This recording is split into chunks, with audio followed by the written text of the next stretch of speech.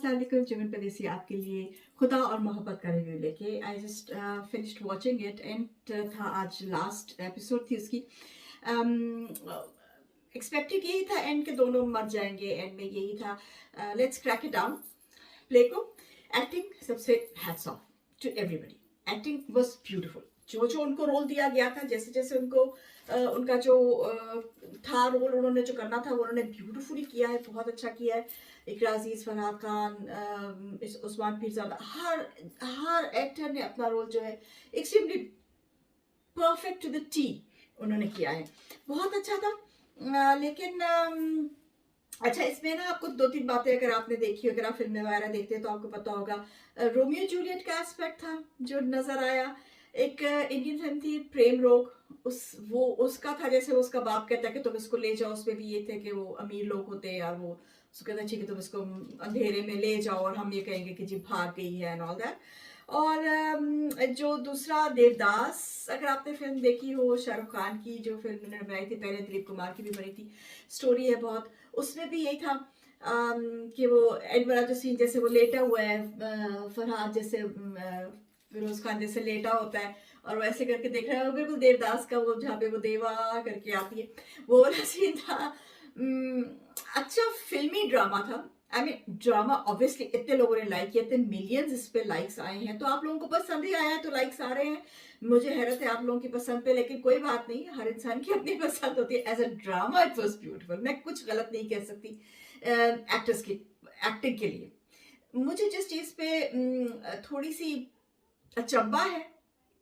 वो ये है कि इसको हकीकत से अगर आप देखें तो हकीकत से इसका कोई ताल्लुक नहीं था या एज फार एज मुझे पाकिस्तान का पता है जिस पाकिस्तान से मैं आई हूँ उस पाकिस्तान में ऐसा नहीं होता था या शायद अब होना शुरू हो गया कमेंट्स में बताइए लेकिन आप खुद सोचिए कि एक वडेरों की फैमिली वडेरे तो नहीं थे ये पीरजादे थे और पीरजादों की फैमिली की लड़कियां जो हैं वो सड़क पे बैठे हुए किसी इंसान के साथ उनकी शादी नहीं कराते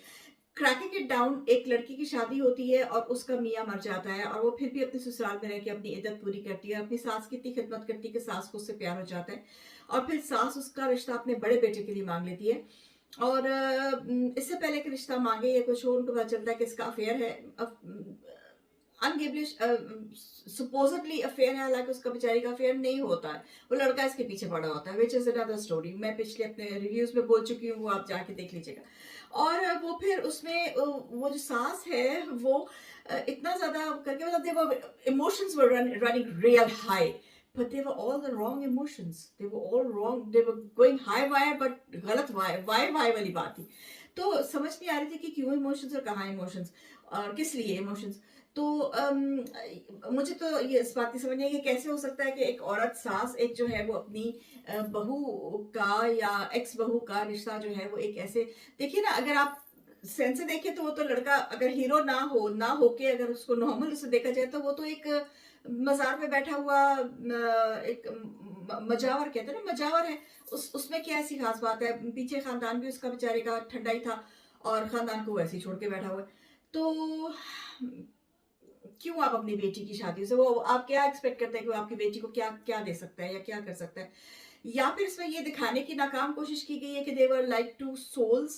जो जिनको आप सोलमेट्स कहते हैं वो थे और वो आए थे लेकिन उसमें भी इन्होंने कहीं से कुछ चीज को स्टैब्लिश नहीं किया अगर अगर इनका ये पॉइंट ऑफ व्यू लाने का मकसद जैसे एंड में इकट्ठे मरे हैं विच पॉइंट्स टू द फैक्ट कि ये दोनों सोलमेट्स थे तो फिर इन्होंने पूरे प्ले में उसको उसको कहीं स्टैब्लिश नहीं किया it was just one sided Farhad की जिद थी और माही का डिप्रेशन और गिल्टी फीलिंग थी दैट वाज जिद एंड गिल्ट इट वाजंट प्यार इट वाजंट इश्क तो पोर्ट्रे गलत किया गया है इसमें एक्ट्रेस का कोई कसूर नहीं है एक्ट्रेस ने बहुत अच्छी वाकई में बहुत अच्छी एक्टिंग की है but it was an overrated फिल्मी ड्रामा मतलब एज ए ड्रामा आप इसको देख सकते हैं ऑब्वियसली ड्रामा है देख सकते हैं लेकिन इसमें हकीकत का कोई ताल्लुक नहीं जैसे उसने बताया कि उसका भाई गन लेके आ जाता है कि मैं इसको मार इट वाज नॉर्मल रिएक्शन लोग हमारे यहाँ पे जो ऑनर किलिंग्स होती हैं इससे इससे कम और इससे छोटी बातों पे लोग अपनी बहनों को मार देते हैं honour killings I am not in हक of honour killings at all ये मत समझिएगा कि मैं ऑनर किलिंग के हक में बोल रही हूँ लेकिन ये हमारा हमारा कल्चर है गुड और बैड हमें इसमें देखना है और मार देना तो खैर बहुत बड़ी बात होती है लेकिन इस सिचुएशन में अगर आप देखें ना तो उसका भाई का गुस्सा बनता था कि चलो मारना was little bit too extreme, but you know वो थप्पड़ जो उसकी माँ ने उसके भाई को, अपने बेटे को मारा, वो एक्चुअली अपनी बेटी को मारना चाहिए था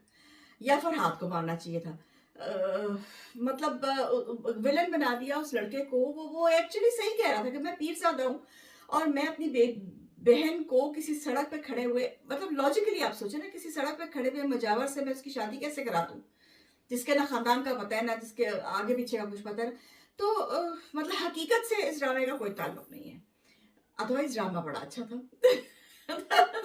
अगर आप फिल्मी टाइप के हैं तो it was a good film. तो टिल देन अपने कमेंट, अच्छा मुझे ये comment please, I am really intrigued, मुझे जरूर बताइएगा, मैं बाहर रहती हूँ, मुझे जरूर ये बताइएगा कि क्या वाकई पाकिस्तान में ऐसा होता है। मुझे प्लीज ये मुझे वाकई पूछना है, क्या वाकई पाकिस्तान में ऐसा होता है। मुझे मेरे इंस्टा पे जवाब दे दीजिए, बेशक फेसबुक पे, बेशक मेरे यहाँ पे कमेंट्स पे बताइए। टिल देन, जयमन परदेसी, मेरे से सड़क।